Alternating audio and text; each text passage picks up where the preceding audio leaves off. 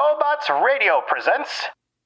In 1954, director Alfred Hitchcock and star Jimmy Stewart gave the world a thrilling romp through the lens of a wheelchair-bound photographer. In 2019, we go back to bourbon as we wrap up Season 1. The film is Rear Window. The whiskey is Four Roses Small Batch. And we'll review them both.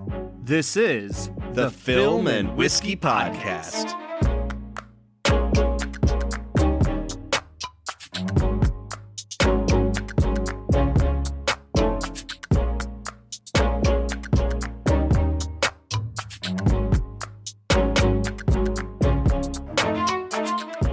Welcome to the Film and Whiskey Podcast, where each week we review a classic movie and a glass of whiskey. I'm Bob Book.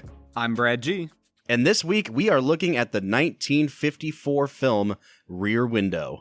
Brad, this is the last episode for Season 1 of the Film and Whiskey Podcast. I think it's funny that you say that, because it really hasn't been until the last few weeks that we've actually said, like, hey, this has been a season. Yeah, I think no one really knew, but we're telling them now. This is the season finale. Okay, this Film and Whiskey Nation. This is the Season 1 finale. This is, like, if we were watching Grey's Anatomy, at least 3 people would die during the course of this podcast episode. Ooh, who can we kill? Oh, man, I don't know. Speaking of who can we kill, the topic for today's movie. Yeah, for real. We are looking at Alfred Hitchcock's 1954 classic, Rear Window.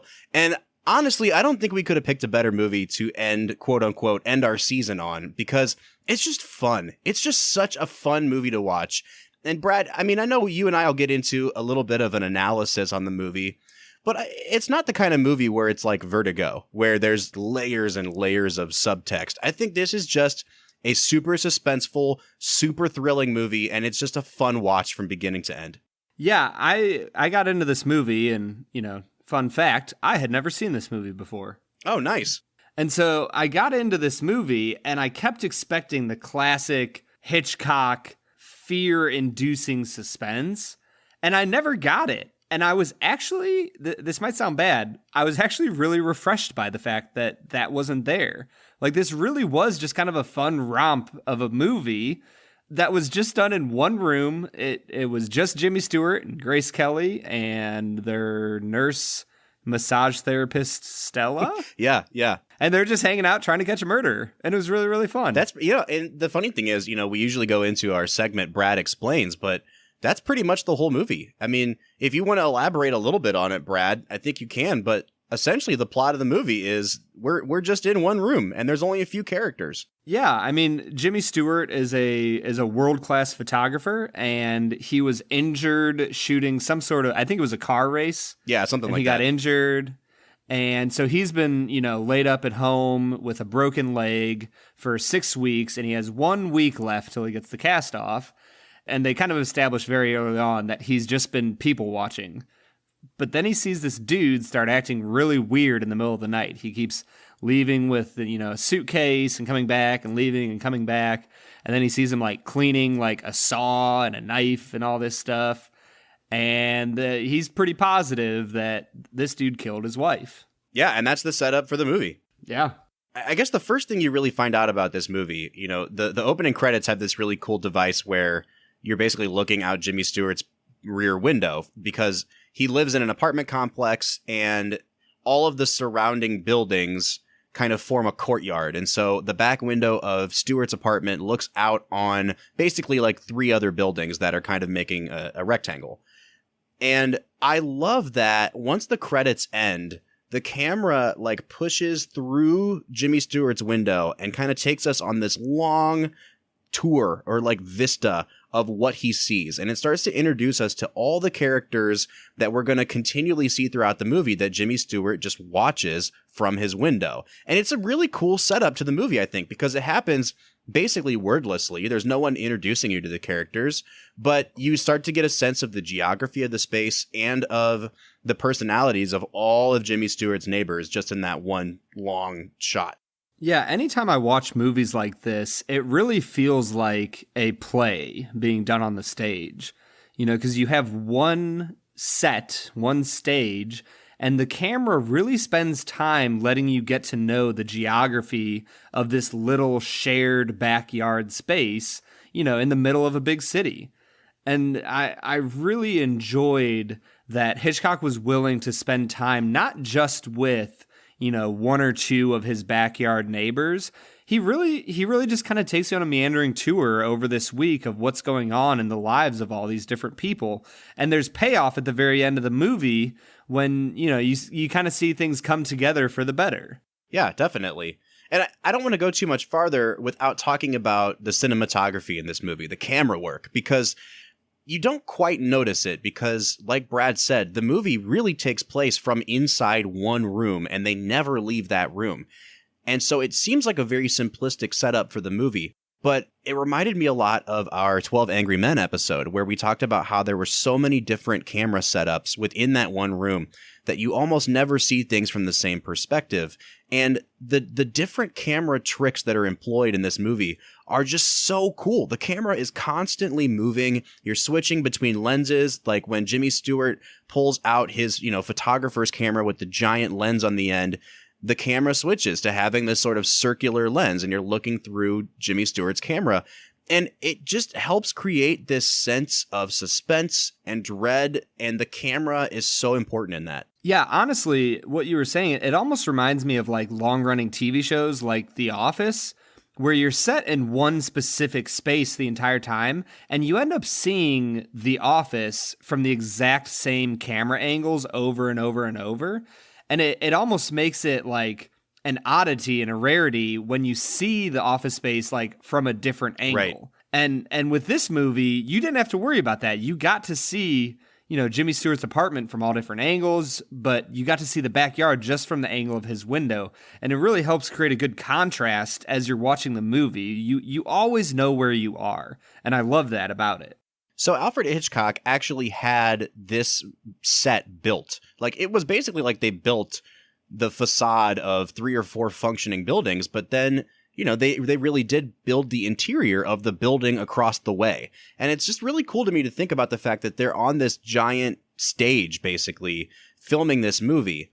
And I noticed one thing that Hitchcock does with the camera, and I thought it was really, really interesting. Way back at the beginning of this season, Brad, we talked about An American in Paris and how Vincent Minnelli liked to do this trick where he put a frame within a frame. So like he would pan over and show a mirror and you would see the frame of the mirror within the frame of the camera shot. Hitchcock does that here. Like you never actually get a shot that's inside the apartment across the way. You always see what's in the apartment through the window of the apartment. And so it shrinks like the field of view down significantly because you're looking at everything from a distance. And I think Hitchcock's doing all of that on purpose because it reminds the audience, like from minute one, that you are a spectator. Like you're joining Jimmy Stewart in basically peeping on all of these people across the way. And it's such a really cool shot because, it's such a really cool device because people like walk in and out of rooms in the apartments across the way and they disappear behind walls because we can't see them anymore. And it's a constant reminder that we're not intimately involved in those people's lives. We're all watching them from a distance. But I really loved one specific point when Grace Kelly has broken into, the murderer's apartment. And the murderer comes back into the apartment and he finds things kind of messed up in the apartment. And you see Grace Kelly for half a second in the reflection of the window as she kind of like falls away from him.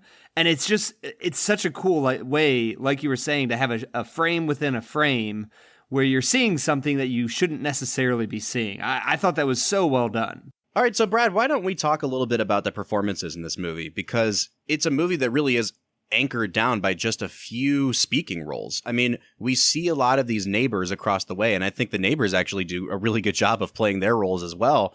But when it comes to people who are actually like given names and lines of dialogue in the movie, there's really just Jimmy Stewart, there's Grace Kelly, there's Thelma Ritter as their nurse, and there's Jimmy Stewart's friend Doyle, who plays a detective. And that's pretty much it.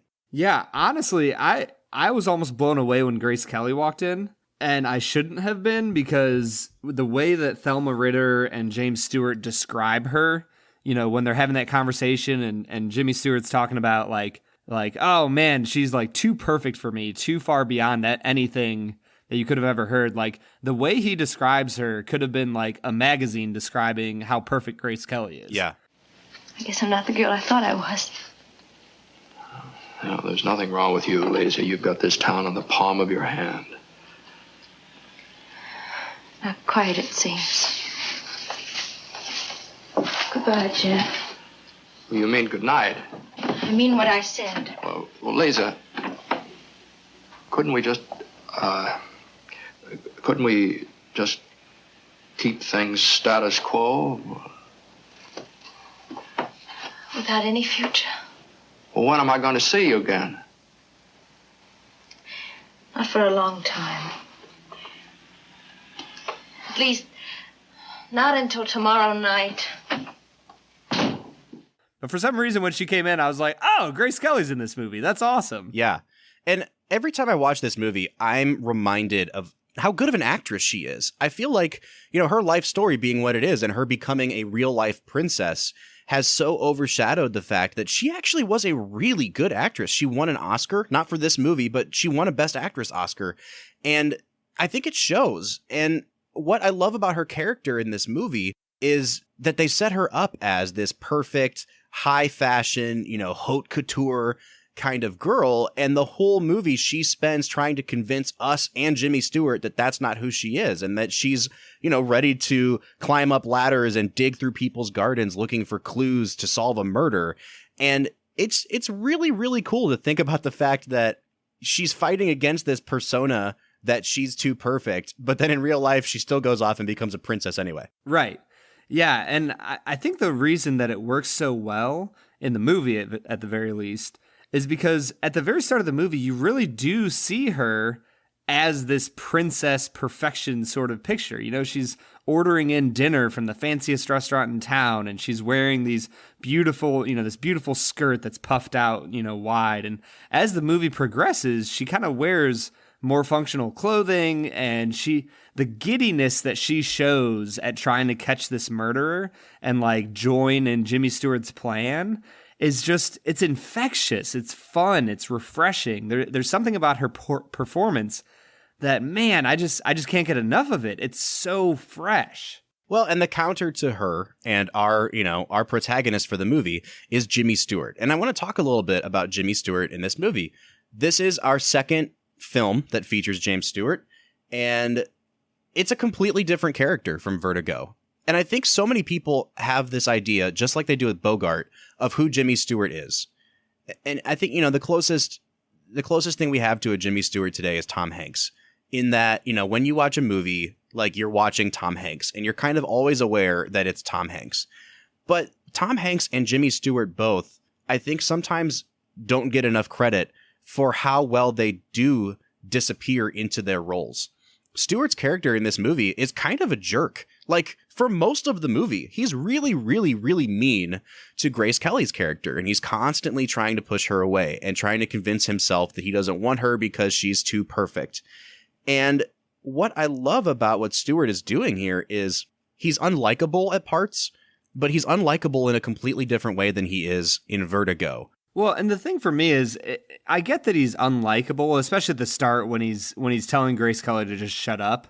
That was probably the only part of the movie that I was like, wow, that does not come across well in 2019. But the thing for me is, the more I thought about it, the more I was like, man, this dude's been holed up in his house for 6 weeks at this point. I kind of understand why he's, you know, plays like a grumpy old man for a lot of the movie. I get it. Like, he's been holed up in his house for 6 weeks. That would be absolutely terrible. Yeah, and I think that that's probably a better word, Brad, is grumpy. He really does come across as just like a grouch. And he does say some really mean and hurtful things to Grace Kelly, but at the end of the day, he still has to be likable enough for us to spend 99% of this movie in a room with him. You know, he is the person that we're looking through his eyes across the way and trying to solve this murder case. And so to some extent, you have to be able to relate with them. And like I said, I think that Jimmy Stewart is able to find that balance and play it just perfectly.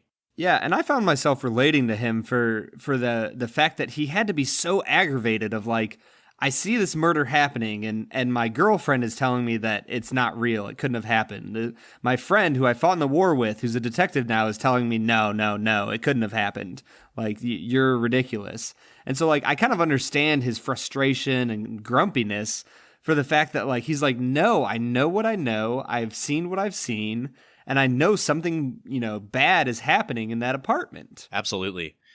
All right, so why don't we kind of spiral down a little bit here and talk about the smaller parts in the movie. So the two leads, obviously, are Jimmy Stewart and Grace Kelly. And then you've got this sort of second rung of supporting characters where I would put Thelma Ritter, I would put the guy that played his friend Doyle, and I would put Raymond Burr, who plays the murderer. And let's talk about them for a minute. Brad, who would you like to start with? I'd love to start with Thelma. I think she had hands down one of the best quotes in the movie. Oh, let's hear it. At the very start, when she's talking to Jimmy Stewart about, why is he not marrying Grace Kelly and like get your act together. And he says something to the effect of like, well, it's a matter of intelligence. And she goes, nothing has caused the human race more problems than intelligence. She gets all of the good lines in the script. Like, she gets all the one-liners. And, I don't know if we're going to have time to get to the script or not, but I was impressed at how clever the script was. It wasn't just exposition. It wasn't just setting up plot. They took breaks for people to get zingers in every now and then. And Thelma Ritter, I wrote down a couple of hers because she plays this sort of brash character who plays what everyone's thinking or says what everyone's thinking. There's this one great moment where they're all looking across the way into Thorwald, the suspected murderer's apartment, and he's scrubbing down the walls. And Grace Kelly's kind of asking, what's he doing over there? And Jimmy Stewart says, oh, he's cleaning the bathroom walls. And Thelma Ritter just goes, must have splattered a lot. And she gets these gross, gory lines that just undercut all of the tension, and they provide some much needed humor. And I really loved everything she did in this movie. Yeah, the thing I really loved about this script is that I think it could have gone the traditional Hitchcock route and become a very dark, suspenseful thriller. But instead, with the way this script was written, it remained light and airy and just kind of like fun and playful. And like I said at the start of this episode, I really appreciated that. There was something just refreshing about this movie that you don't always get with other Hitchcock films, because let's be really honest, they can be pretty dark, and you leave at the end and you're like, man, what is wrong with the human soul and the human condition? Well, I think that you do have some of that here to some extent. I think Hitchcock is still toying with the audience. And, we'll get into this in our analysis a little bit, but I think he is trying to get us to think about some of these things and these bigger picture things. But there's definitely an undercurrent of darkness here. Even though they're joking about it in a sort of gallows way or a morbid way, I was kind of shocked at how this movie is like 65 years old now, and they're talking about dismemberment like just so flippantly. It was really interesting to me because I didn't think you would be able to get away with talking about hacking up someone with a saw and, disposing of limbs and what's in the hat box and things like that.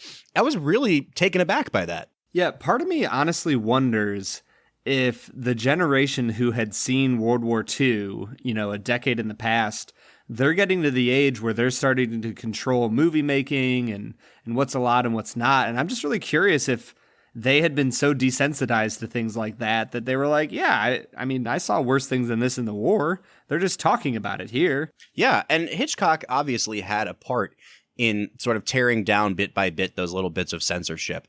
One of these days we'll get around to watching Psycho, but not only did he skirt the censors with the way he filmed some of the murders in the movie Psycho, but there's actually a shot in the movie where a character flushes something down a toilet.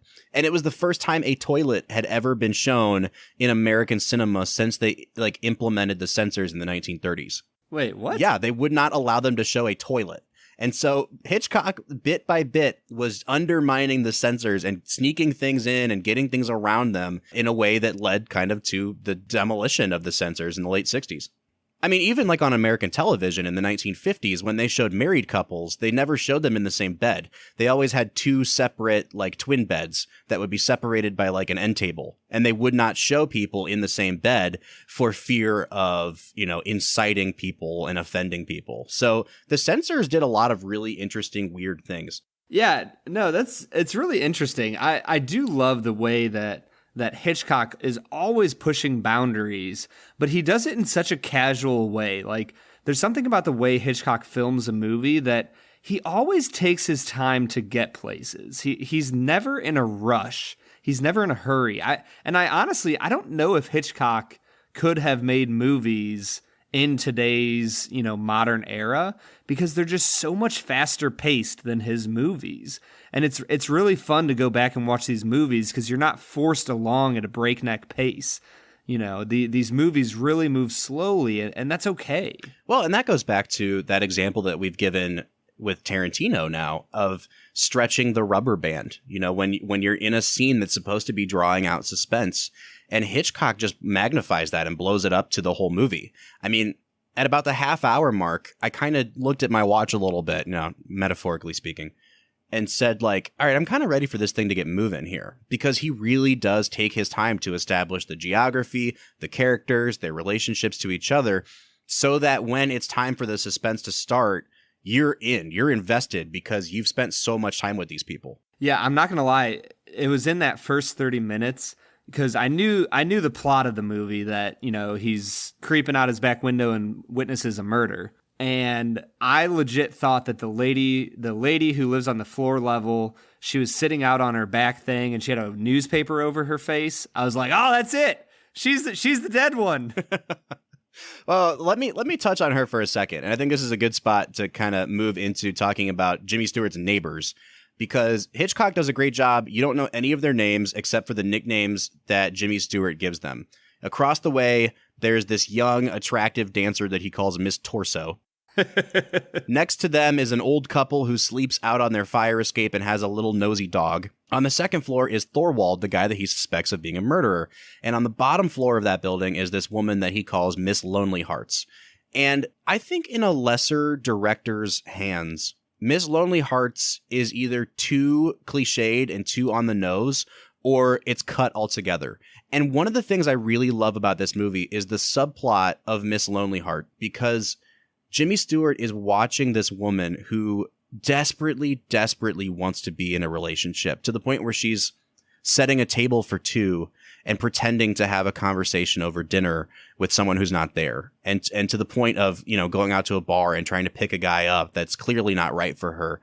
And watching her sort of personal tragedy, and then at the end of the movie, her redemption, I actually thought that it was a very emotional experience. And I thought Hitchcock handled that so delicately that it didn't beat you over the head with what it was trying to do. And it really added a lot to the movie, I thought. Yeah, I think the thing it really added was the fact that there was a lot of things going on. I think the beautiful thing about that story, and even the story of the dancer when, her boyfriend comes back from the army who's shorter than her, there's something about seeing those stories that reminds you that we're not here just to watch one man murder his wife, that life goes on even in the midst of people doing terrible things. There was just such a reminder of, like, this is a normal, everyday New York back apartment complex area, that those stories really highlighted that. Yeah, and I think this movie, at the end of the day, it really says a lot about what it means to be part of a community, even if your community is these cramped together apartments. And Hitchcock, what he does is he shows the good and the bad, the dark and the light of being a neighbor. Because Jimmy Stewart is indulging in some really kind of creepy behavior when you think about it. He's spying on people. And Hitchcock, I think, wants us to feel that a little bit. That, yeah, it's fun to watch other people, but we know we're doing something wrong. And there's always that tension there. But at the end of the day, if it hadn't been for Jimmy Stewart spying, then they may never have been able to solve what ended up being a murder. And they would have never ended up, kind of watching Miss Lonely Hearts fall in love with the guy that lives in the building across the way from her. And I think it's a really cool picture of how there's good and there's bad. And we might indulge ourselves in the bad once in a while, but at the end of the day, we have kind of a responsibility to each other. And this movie really does kind of end up being about what it means to be a good neighbor. Yeah, and you see that a little bit in the old couple that lives on the top floor when her dog gets murdered, and she kind of gives this speech about, like, what kind of neighbors are you that you would not watch and like stop this or do something about it. Which one of you did it? Which one of you killed my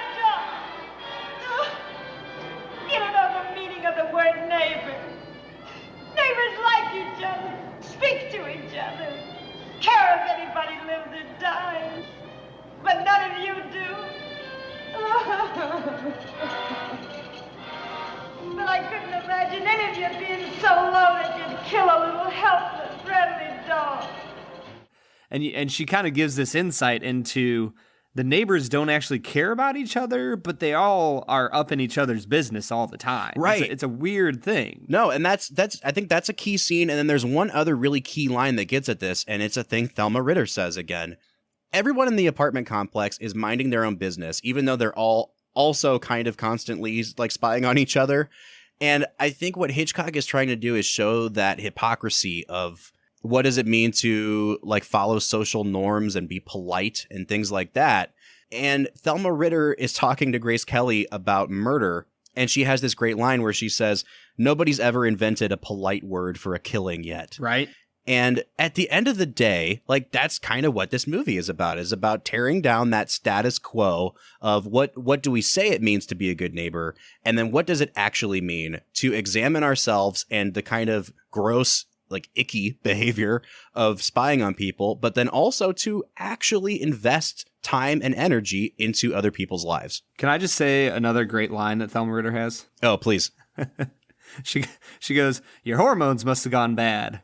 And Jimmy Stewart goes, oh, well, why is that? And she goes, you've been watching these bathing sun beauties all month and your temperature hasn't gone up a bit.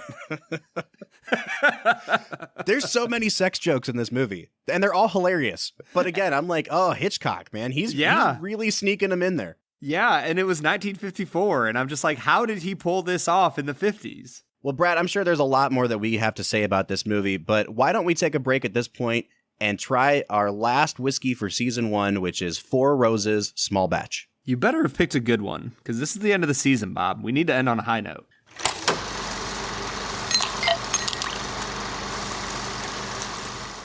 All right, so this week we will be looking at Four Roses Small Batch. Bob, what can you tell me about this whiskey? So, the first thing I'll tell you about the whiskey is that it is one of the 4 samples that our friend Bourbon in College sent to us. So, if you are ever interacting with us on Instagram, one of our best Instagram friends is at Bourbon in College. He decided to send us 4 different samples of Four Roses. Now, we've tried the standard Four Roses, and this is kind of the next one up in their line. You know, they take it from, as the name says, a smaller batch of barrels. And so it's a little bit more, I don't know what the word would be, like craft Privileged. or artisanal. Yeah, exactly. It's only a few dollars more, and people swear by it. They say that it's like significantly better than the regular Four Roses. So I'm kind of excited to try it. Brad, what are you picking up on the nose here? So this is going to sound bad, but I feel like it kind of smells like Lemon Pledge. Oh, interesting. Like it really has, it's not orange or lime or like those other citruses. It genuinely smells like a lemon to me. Yeah, see, I'm not getting a lot of citrus on this. And I'll also come out and say, and this is going to sound bad, that I'm not picking up a lot of that like characteristic bourbon sweetness. There's not any vanilla or brown sugar. I am getting a ton of smoke. And it's very different than the 5 Scotchy smokes we've been smelling for the last month and a half or whatever it's been. But it has that good bourbon smoke to it, a lot like the Elijah Craig that we drank a few weeks back. But then there's like this undertone of an even more burnt char. Like it's not just the regular amount of toasty char you get. It smells like a bonfire to me a little bit. Yeah, no, I totally get that. It's a strange smelling bourbon. I don't know what to really expect from the rest of this. Now, Four Roses has quite a few recipes that they kind of blend together to make things more consistent. And people who are really, really into Four Roses, they'll tell you like what their favorite one of their 16 or whatever it is recipes is. But Four Roses is definitely a divisive bourbon. Some people swear by it and some people don't like any of them. So I wouldn't be surprised if you and I come out, you know, in different spots on this because it is such a divisive bourbon. I will say that I'm going to give this one a 7 on the nose. Brad, what would you say for the nose? I'm going to give it a 4.5 on the nose. 4.5. Yeah, I'm not surprised by that. I don't think this is a great nose because it lacks a lot of those bourbon characteristics, but I'm intrigued. Why don't we take a sip?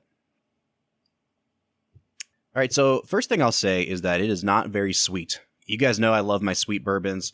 There's not a lot of sweetness on this at all, and I actually picked up literally nothing on the front of my palate. Like on the tip of my tongue, no real burn, no sweetness. It's just it's just kind of there. And then as I kick it to the back of my mouth, there's lots of spice on the back. There's the alcohol burn. There's the char. But as an overall sort of taste experience, it's definitely not sweet at all. I keep coming back to the idea of a campfire. I think this is the kind of thing that it reminds me of a bonfire, and I think that it's the kind of thing that I could see myself drinking around a bonfire. Yeah, I don't really know what just happened on my tongue. Did it punch you in the tongue, Brad? No, it didn't really punch me. What's the proof on this? All right, so yeah, this one's 90 proof. Yeah, so I know for a fact that I got this out of a clean glass, but honestly, this kind of tastes like dusty. Oh, interesting. And I really don't know what's happening here. I'm not enjoying this very much. Yeah, it's definitely interesting. I'm gonna give it a 5.5 on taste. Brad, what would you say? I'm gonna give it a 3. Wow. I don't know what I'm supposed to be tasting, but I'm not enjoying it. Drinking scotches has ruined bourbon for you, hasn't it? Dude, I'm not gonna lie. I've really enjoyed scotches this last month. I have too. I was hoping for a really good sweet whiskey to end this season with, but we are not getting it here. Yeah. And so I guess that takes us into the finish. I will say I don't like the taste, but I do like the finish. And that's kind of weird, but this is like a grown man's bourbon. It kind of reminds me of like a peated scotch. It's almost like something you have to chew on a little bit. There's tons of smoke, tons of char when I swallow this. It definitely gives you the Kentucky hug on the way down. So it's a challenging finish, and I like that. I just wish that there had been a better taste that led up to it. But in terms of the finish, I liked it. I'm going to give it a 7 on finish. Man, we are going to come out to vastly different places on this, Bob. Honestly, I didn't get the taste of Lemon Pledge on the front end, but on the back end, I'm reintroduced to that taste of lemon ethanol kind of cleaning solution. Yeah. I'm going to give it a 3 on the finish.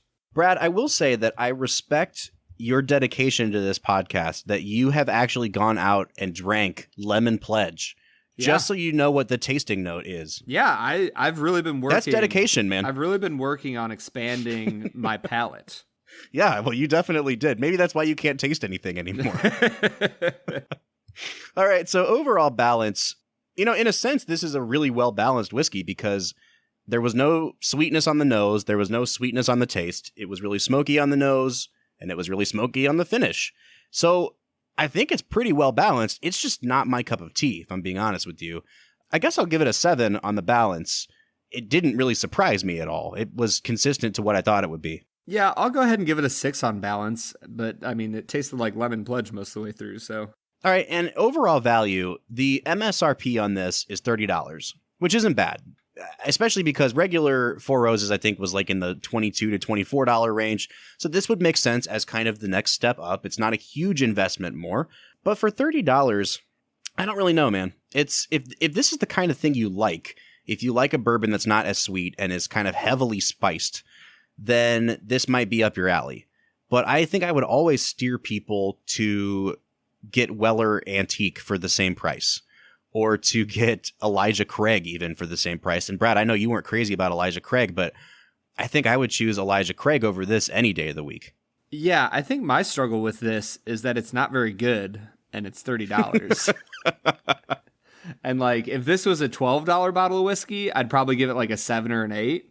But since it is a $30-ish bottle of whiskey, I'm going to give it a 2 on value. All right, so here's my struggle, and I want to hear your thoughts, Brad. Okay. Like, in all seriousness, I don't like it, right? Yeah. But I also don't know that it's a poorly made whiskey. Like, we've had enough actually bad bottom shelf whiskeys to know what a whiskey that was given no care tastes like. Yeah. And I don't think that's the case here. I just don't like it. And so that's kind of why I said, if this is your cup of tea, then it's a really great value. Because it's just a different kind of bourbon. It just also happens to be the kind of bourbon that I don't like. So I think I'm going to give it a 6.5 on value. I can think of 4 or 5 other things I would rather buy at this price point. But I also don't think that I would say this is a poorly made bourbon. Does that make sense? Yeah, for sure. I mean, you can taste poor quality when it comes to any alcohol, but especially whiskey. But I still look at this and I go, even though it wasn't a poorly made whiskey, it doesn't mean it was a well-made whiskey. And honestly, I think they're missing on a lot of key notes that you need when you are making a bourbon. Yeah, I totally agree.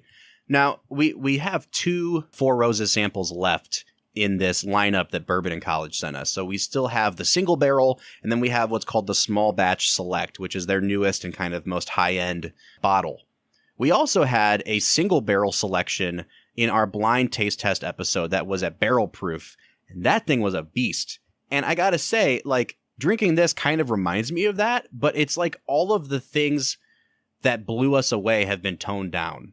That one was so spicy and so alcoholic that we kind of loved it, even though we didn't know what was happening. And this one, it just has hints of that, but it's unpleasant as a result, I think. Yeah, that one I was blown away by. That was one of the most complex bourbons I've ever had, and it was phenomenal. Four Roses knocked it out of the park. This one is underwhelming and frustrating. Like I want it to do more than what it's doing. Yeah, for sure. So in light of what we've said, though, Brad, do you want to still stay at a 2 on value? Yes. Okay. So that brings me out to a 33 out of 50, and it brings Brad out to, if my math is correct, an 18.5 out of 50. 18.5. Which brings us out to an average of a 25.75, or a 51.5. This is one of the lowest rated ones we've had in a while. Yeah, and I know that my score is bringing that down, but I don't feel bad, because I'm right. I mean, look, my score was only a 66. Like, it's not like I love this thing. Oh, for sure. I don't think it's great. And I'm kind of disappointed in it because I thought that it would be a big step up in quality and in flavor from the standard Four Roses, which I also didn't love. But I think I'd probably take the regular yellow label over this. Would you? Oh, for sure. And I also don't want this to take away from the beautiful quality and flavor that is Bourbon and College. I mean, the dude is sending us free whiskey, and I'm so thankful. I don't want this in any way to reflect on how wonderful he is. No, not at all. So thank you once again, Bourbon and College. Very, very appreciative, but I didn't like it very much. Yeah, it's just not for me. So I think it goes without saying, Brad is not recommending this.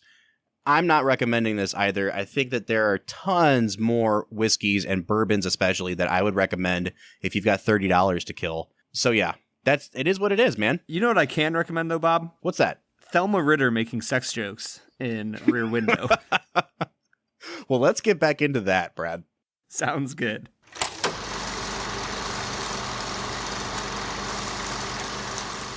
All right, so that was Four Roses small batch. Neither Brad nor I recommend, but we both do recommend this movie. And Brad, I want to talk just for a second about the music in the movie, because there's a lot of music over the opening credits, and they make a big to-do about presenting, who did the score for the movie. But then after that opening music, all of the music in the movie is actually happening within the world of the movie. And there's a word for that. It's called diegetic music, meaning like, in a musical, the characters don't actually know that they're singing. They're just expressing their feeling and we hear it as song. But when diegetic music happens, it's like a character puts on a record and everyone in the world of the movie knows that the record's on. And I thought it was such an interesting and modern touch that Hitchcock scored so much of this movie to like radio hits. You hear Bing Crosby like singing a song and Hitchcock scores a whole scene to that. And of course, there are a couple things where like a character's playing a record and it's classical music, but there's no score that happens over the movie. Everything, all the music you hear is happening in someone's apartment, and it's just kind of filtering over to where Jimmy Stewart is sitting. Yeah, I was really fascinated with the way that they used music in this movie, and the fact that they keep you reminded of the normalcy of life with music and, the sounds of the city, all the while Jimmy Stewart is watching a man trying to get away with murder. It was a really good dichotomy that I thought worked perfectly for the movie. I mean, even in the final scene, the confrontation where Raymond Burr looks across the way and realizes Jimmy Stewart's been spying on him and comes up into his apartment, it's dead silent, right? But you still hear the sounds of the city in the background. Hitchcock doesn't drain those things out. We've just become so accustomed to hearing that soft lull of the city. And I think that the sound design in this movie is fantastic because you hear the creaking of Jimmy Stewart's chair and you hear the turning of the doorknobs over all this background noise. And it just becomes this really, really beautiful mix of like happy music in the background. But what we're seeing is a guy trying to throw Jimmy Stewart out the window. It's such a cool mashup, I thought. Yeah, it really is amazing how well the music worked in this movie. And it shouldn't surprise me because Hitchcock really is a master of using music and noise to kind of enhance and focus you in on what's happening on the screen. So it's no surprise that he knocks it out of the park in this movie. When we talked about Vertigo, we talked about Hitchcock as a filmmaker. And the Hitchcock you get with North by Northwest is different than the Hitchcock you get with Vertigo, is different than the Hitchcock you get here. But I don't know if there's a movie in Hitchcock's catalog where it's just so purely based on Hitchcock's instincts for suspense. Like, this is just pure suspense diluted down into a movie. And I think this is one of those movies where you are kind of under the spell or the control of Hitchcock from minute one. He knows exactly what he's doing. Every camera angle, every shot, every cut, every beat is just this masterful piece of movie making. Yeah, I think one of the best parts of Hitchcock's direction for this movie is the pacing of the movie. You know, you really get this sense of days passing, of Jimmy Stewart kind of growing more and more anxious about what's happening. He becomes more and more tense until somebody finally believes him. Like the way he paces the movie from scene to scene, from moment to moment, you really move through a lot of stuff happening at just the right pace that it doesn't overwhelm you, that you see each thing that's happening and you're not overwhelmed by all the stuff that's going on, by all the different neighbors and what they're doing. You know, he just paces the movie in a really beautiful way. Go on, you're curious. Come on, you wonder if it's your girlfriend calling, the one you killed for. Go on, pick it up.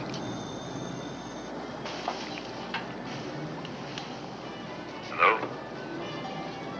Did you get my note? Well, did you get it, Thorwald? Who are you? I'll give you a chance to find out. Meet me in the bar at the Albert Hotel. Do it right away. Why should I? Little business meeting to settle the estate of your late wife. And I love, though, that there is still this level of like subtext. Like, there is still something for us to analyze in this movie. And we kind of touched a little bit on this when we did Vertigo, but Hitchcock is kind of known, especially nowadays, that he was kind of just an old perv. He really, really had an obsession with blonde women. And that's why you always see a blonde woman as like the leads of his movies, because just like Jimmy Stewart in Vertigo, he was kind of trying to craft this immaculate image of the female form. And in his mind, it was the blonde woman. And so when people watch this movie and they're trying to like get a glimpse of Hitchcock's, psyche, there's a lot of psychoanalysis and stuff that goes on with this movie. But basically, a lot of people see this movie as evidence of Hitchcock's kind of weird pervertedness. But what I love is what Hitchcock's doing with the movie, which is to kind of say that the audience, we're all pervs too. Like, in a way, this is a movie about spying on people. This is a movie about voyeurism. And Jimmy Stewart even asks it at one point. He says, do you think it's ethical to be doing what we're doing? Even if we are stopping a murder, is it right? Is it ethical for us to be looking out of our windows and into the lives of other people? And we're doing something as the audience that we're not supposed to do. And Brad, you even mentioned that it's fun. Like, it's fun to spy on these people and to solve a murder.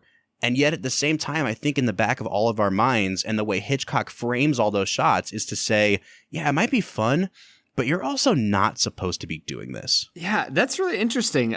I mean, just the use of the word pervy to describe Hitchcock, that, I guess I don't know tons about his personal life, but like, was the dude a real creep or something? I think that he probably would be perceived that way a lot more today than he was back then. But yeah, I mean, if I'm being honest, I think that he probably did have a little bit of a weird obsession with certain types of women. Okay. That's just interesting to me. Was he like married? Was he... Yeah, he was married, and his wife, I think her name was Alma, she actually was basically like a co-director for him on a number of his movies. They worked together all the way from the silent era, and she served as his editor in some movies, but it was just kind of a known fact that they had a really good working relationship, and, you know, their marriage was unconventional. Yeah, things we probably don't need to delve into, but that's just curious. Yeah, for sure.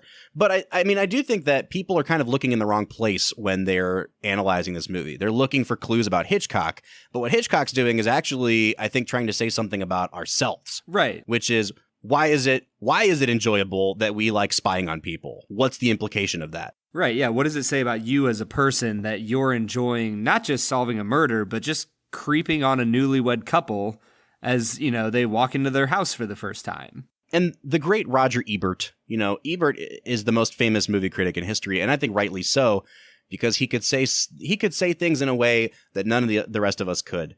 And he talked about how Hitchcock is such a master director in this movie, but he also gets into how he implicates the audience. And Ebert wrote, Hitchcock traps us right from the first. And because Hitchcock makes us accomplices in Jimmy Stewart's voyeurism, we're along for the ride. When an enraged man comes bursting through the door to kill Stewart, we can't detach ourselves because we looked too. And so we share the guilt, and in a way we deserve what's coming to him. And I think that's such a really interesting way to think about the movie, because I do think that's what's happening there, but you don't realize it when you're watching the movie because, just like Jimmy Stewart, you're caught up in the fun of spying on people. But with that comes sort of, you know, the responsibility of what does it mean to help people as a result of that. I think Uncle Ben said something about, you know, with great voyeurism comes great responsibility. I think so too. I'm pretty sure that's exactly what he said to Peter. I did find one other really good quote that talked about like the voyeurism aspects of the movie. And I think this is my last point that I'll make, and I want to hear your thoughts, Brad. It was an author named John Faywell, and he said that Hitchcock, quote, recognized that the darkest aspect of voyeurism is our desire for awful things to happen to people, to make ourselves feel better, and to relieve ourselves of the burden of examining our own lives. And actually, now that I think about it, I think that is part of the point of the movie, because Jimmy Stewart's character is a guy he's a good guy, but he clearly has some flaws that he needs to work through. He needs to work through his trust issues with his girlfriend. And his inability to do that comes out in spying on other people. And at the end of the movie, he finally is able to kind of take a look at his own life, to step outside and look back in on himself. And I think it's a really, really great moral or lesson in a movie where I wasn't really expecting a moral or a lesson. Yeah, I guess I struggle with that take a little bit. I don't necessarily think that all humans just want to look in on other people's lives and see the worst in them. But maybe I'm viewing it from too positive of an angle. I don't know. I wouldn't have watched this movie and thought to myself, man, Jimmy Stewart is enjoying watching other people's lives suck. Yeah, I think that I do think it's there. I do think it's really subtle, though, at the same time. And Hitchcock, time and time again, he talked about this kind of stuff, of spying on people, of, you know, human beings kind of giving into that sinful nature that we have. And I really love, though, that at the end of the movie, he's able to make it redemptive. He's able to say, like, yeah, people can be kind of gross and creepy and stare out their windows into other people's private lives. But there also is that, you know, that layer that we talked about earlier of responsibility, of being a good neighbor, of being part of a community and not just putting on airs or, you know, following the social norms of saying hi in the hallway, but actually being involved in other people's lives. And that's what makes the movie work for me, I think. Yeah, and I think that the key for me of what you said is that the movie is redemptive. And I think that's one of the reasons I love this movie so much, is that a lot of Hitchcock's other movies, they might have a final story where, you know, Jimmy Stewart finds out who the killer is and, you know, so on and so forth. But they don't feel redemptive. You don't finish the movie feeling good about humanity. Whereas this one, like, you kind of end the movie and Jimmy Stewart's, you know, taking a nap in his chair and Grace Kelly is reading a book on the bed and they're just kind of happy. And Miss Lonely Heart is falling in love with, you know, Mr. Piano Player, and the Mrs. Torso has her boyfriend come home from the army. Yeah. And it's kind of a lighthearted, fun ending. Yeah, for sure. And I think that gets us into our final scores. Brad, I want to hear what your score would be on this movie as a person who's watched it for the first time, and also, as someone who's seen Vertigo, and I'm pretty sure you gave Vertigo a 10, right? I did give it a 10 out of 10. All right, so what do you think of this one? I don't have any reason to not give it a 10 out of 10, but I'm going to give it a 9.5 out of 10. You know what's really funny is I completely understand what you mean, and I'm in the exact same spot. For some reason, the slowness of the first half hour got to me a little bit more than it did with Vertigo, and especially because we never leave that room. It does become claustrophobic, and I think that was probably intentional on Hitchcock's part, but I wanted the movie to get going a little bit faster. And I think because of that, it's still super effective. It's still a great movie, but I'm also going to give it a 9.5. Yeah, there is something, and maybe this is just a sign of, the darkness of the human heart, but like there's something about the thriller aspect of Vertigo that just popped that movie up into the epic legendary category. Whereas like this movie was it's a phenomenal movie. It's fun and interesting and suspenseful and a bit of a mystery and it's great. It's phenomenal, but it's not quite perfect and legendary in the way that Vertigo is. Yeah, I mean, I think this is a genre movie, right? Like Vertigo is the kind of movie that is so one of a kind because it's operating on so many levels and so many layers of psychological stuff that you can be thinking of while the movie's going. This is like, hey, I'm the master of suspense. I'm going to make a suspenseful movie. I'm going to show you all how it's done. And it still works. And it still works really well. I still have a knot in my stomach watching this movie because it is super suspenseful. But like you said, Brad, at the end of the day, that's kind of all it is. And it's a darn good example of that. And so I'm really happy giving it a 9.5. But we want to hear what you have to say about it. Do you think we're crazy? Should it be a 10 out of 10? Or did you watch the movie and you were just kind of underwhelmed? Let us know. Bob, where can they find us on social media? On Facebook, Twitter, or Instagram, you can find us at Film Whiskey. That's whiskey with an E. Or if you want to give us a phone call, send us a voicemail and we will play it on the air. Our phone number is 216-800-5923. Once again, that phone number is 216-800-5923. Now, I know we told you that this is the end of the season, and that's true when it comes to our regular episodes, but we do have special bonus episodes. That's right, episodes plural. We thought what we would do is we would rank all of our movies 1 to 32. We would have a bracket challenge to determine what is the winner of Film and Whiskey Season 1. We're going to be drinking 4 different kinds of whiskey. It should be a heck of a lot of fun. So please tune in on Thursday for parts 1 and 2 of our Season 1 bracket challenge. Guys, thank you so much for listening to Film and Whiskey, for growing it over the course of these 32 episodes. Honestly, we cannot thank you enough. It means so much to us to know that you guys are listening week in and week out. All right, for the Film and Whiskey podcast, I'm Bob Book. I am Brad G. We'll see you next time.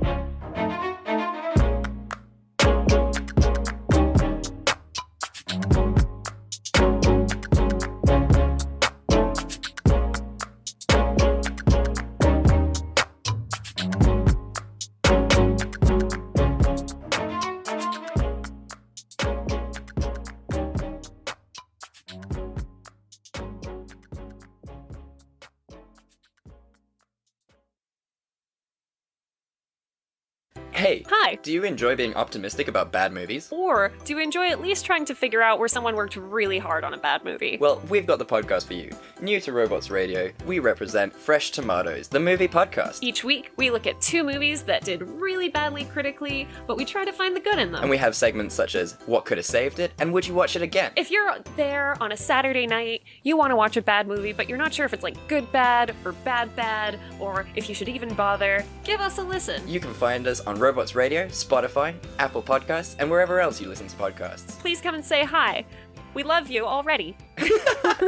Goodbye.